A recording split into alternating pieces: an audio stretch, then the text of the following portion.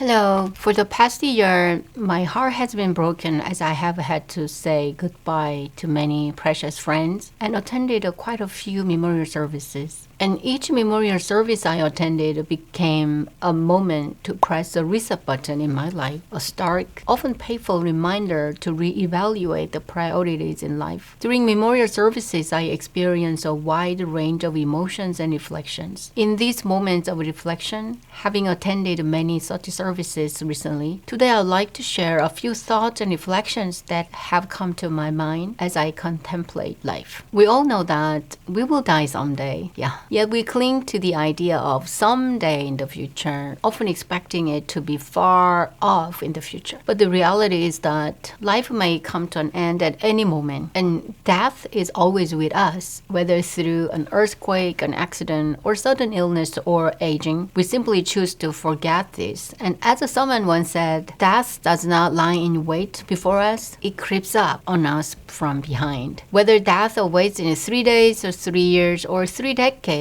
the reality is essentially the same. And this realization reminds me of the importance of living fully right now, to live a life without regrets, so that if death comes at any moment, I can embrace it with peace. So the question remains in my mind is, how can I create a lasting value in this brief existence? While I attending memorial services for last year, many thoughts and reflections that come to my mind, and I would like to share my reflections and lessons I have thought. 1. A person's life is defined by how they lived. During eulogies and reflections at memorial services, the stories shared often go beyond career achievement or material success. They highlight the person's kindness, humor, and warmth. And it is always inspiring to see someone leave behind such a harmonious and happy family. And I can clearly see how much effort the person put into creating that. Having a beautiful family is not something to take for granted and not created automatically without tenacious effort. And this reflection leads me to think deeply about how I use my time and where I invest my energy in the rest of my life. I want to focus on creating a harmonious family and being kind to friends and avoid hurting others and living in a way that leaves no regrets. And 2, the story behind every life. When I meet friends in their advanced age, I often know them only as they are now. However, at memorial services, I'm often deeply moved by slideshows of their early lives. Photos of them as bright young teenagers, new mothers cradle their babies, or vibrant individuals in the prime of their lives. In one slideshow, I saw an 18-year-old girl who was stunningly beautiful, yet I had only known her as someone in her 70s. And how could I not think of her as someone who had lived a full, rich life? Yet until that moment, I had only considered her in the context of her older years. And it's a strong reminder that everyone has a unique and meaningful story. And this has taught me to try harder to know people, especially those older than me. And I want to listen to their dreams, struggles, and joys to better understand who they are. And 3, how quickly life can change. A meeting with my friend a few months ago unexpectedly turned out to be our last. Recently we received the heartbreaking news of her passing due to a medical issue, and I attended her memorial service. Life's circumstances can change so quickly and unexpectedly, and health and longevity, things we all hope for, are never guaranteed, make them both rare and precious. And good health doesn't always guarantee a long life, just as illness doesn't necessarily mean an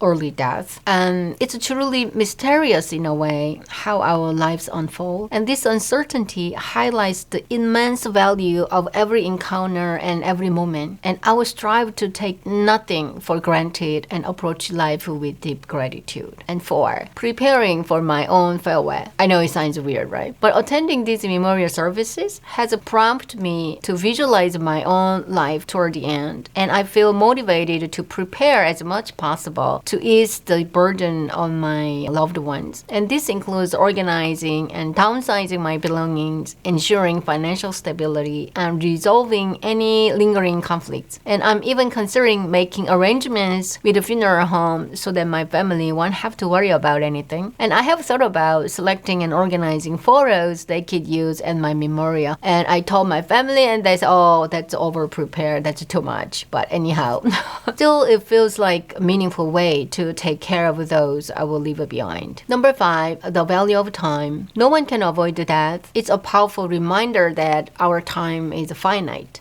As we just welcomed the year 2025 and celebrated New Year's Day, and I found myself reflecting on how many more New Year's Day I may have left, whether it's just one or as many as 50. And this perspective encourages me to procrastinate less and focus more on what truly matters, reminding me that each day is precious. It challenges me to think deeply about how I want to use this limited time I have. And number 6, cherishing every interaction. Whenever I hear of a friend passing, I instantly reflect on our last meeting. None of us can predict which interaction might be the final one. And this realization highlights the importance of treating each moment and conversation with care and significance. And I want to challenge myself to express more appreciation, send more thank you notes, and offer more prayers for the people I meet and I interact with. And number 7, making a positive impact. From another perspective, I feel a strong desire to leave a positive legacy, contributing to the betterment of others and society in a more meaningful way, beyond just ensuring my own happiness and my own family. And whether my efforts are big or small, I hope my action can make a difference. And number 8, appreciating physical freedom. And I'm also reminded that my physical abilities won't last forever.